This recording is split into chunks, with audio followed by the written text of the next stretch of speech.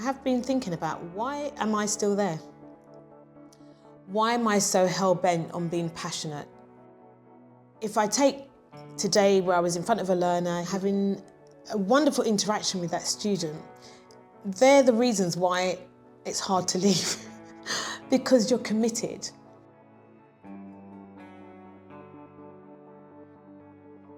The report came at a time when we were getting significant feedback from our members about the conditions that they're working within the prison environment.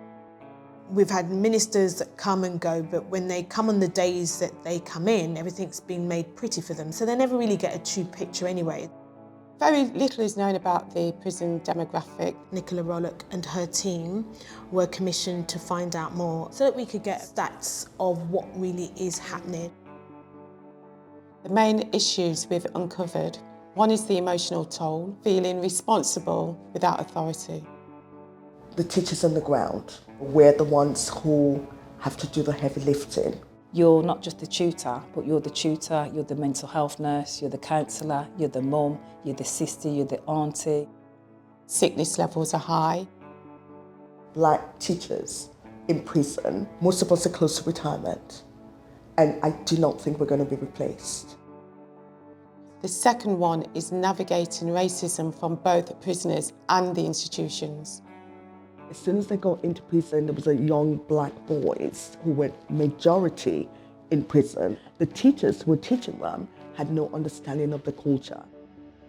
During my period when I first started teaching in education, some of my peers wouldn't put me forward to deliver certain qualifications. I was left to do the lesser qualification. When it comes to promotional roles, there's a glass ceiling. People of colour are only ascending so far. They're quite happy for you to do what you're doing already and doing any mopping up, but not beyond that. Where are the role models that they need to see, that they can also break their cycle? Third is the lack of supervision, reflection and support. Just yesterday, a prisoner came to my classroom. I asked him to return back to his area. He then proceeded and called me a fucking dog. We removed him, we reported him. When we checked his details after, he was racist.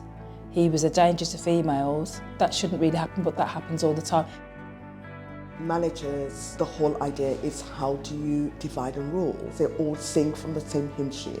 The amount of bureaucracy has just increased manifoldly. The funders, they're just concentrating on profits. They expect to see the results at whatever cost. So much of the work that we do is developmental, so sometimes you can't always measure it.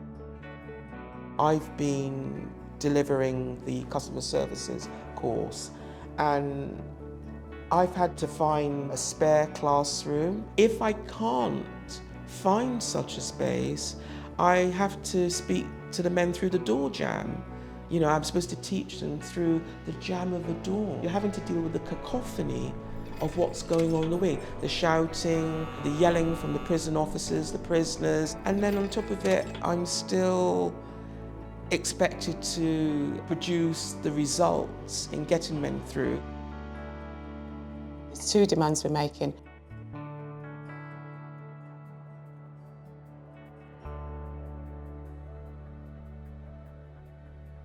I get up every morning and I go to work with my intentions that one kind word could change somebody's day.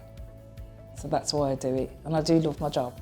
They love being in the classroom. They love being with me because they know that I don't see them as a number or I don't judge them. I'm there to enable them that space of fun. You're learning, you're growing. Out of all the educators in the world, I think they do the hardest of jobs with the kindest of hearts and the most commitment that you could ask for. I am phenomenally inspired by them and will continue to do everything I can to make sure that they are heard and seen.